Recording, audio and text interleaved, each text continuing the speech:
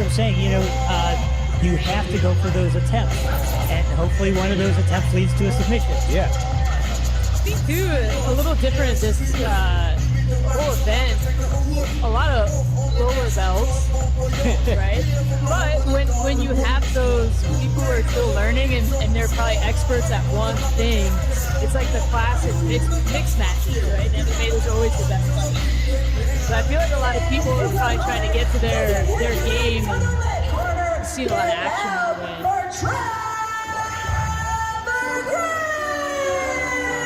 I think my favorite part about the lower belts too competing is they're in the gym with all the the higher belts, the crazy guys in the gym who are competing at ADCC and doing all the high-end stuff, and they're in there with them every day. I was also saying, I think some of them are very sad at, trying to keep that belt for competition. This should be a pretty good match. Trevor here wrestled in Iowa, and then Jake's been doing jiu-jitsu. He got back on the comp scene. He just had a highlight finish at main event. This should be pretty exciting. In his last set he put on, they both agreed for the last second to run it. Nice.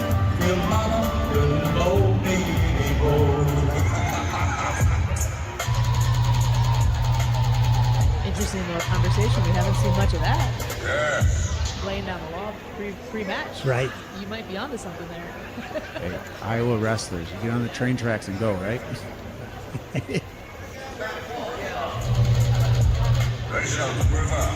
Yeah, it's been interesting to watch the influence that jiu-jitsu has had on the wrestling. It's had a huge influence. The wrestling style at the collegiate level is way different than when I was there. Are you ready?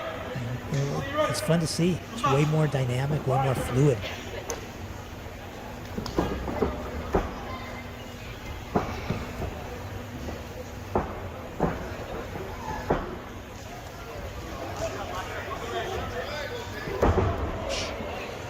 Old school Rampage Jackson there. So here's an interesting one, right? This is not even, I don't know that I would even consider a shallow submission, but he's touching the neck, he's bending the head up. Where's I'm not sure. Now was there right? We've seen a couple buggies, and and no one's gotten points off the buggy attempts. I just don't think that they're having to defend it. Yeah, was there a real threat to finishing it?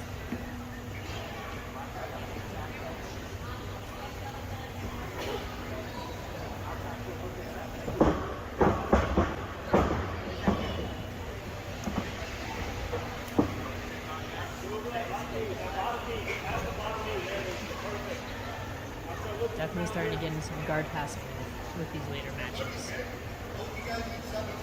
Like I said earlier, the people aren't running in circles trying to pass that guard. They're going into half guard and starting to pressure and get angles.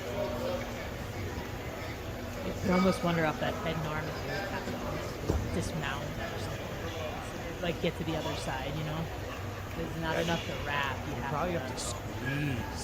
I don't know, maybe make the guy have a grimace on his face. Well, it's tough because there's multiple refs, right? Yeah. So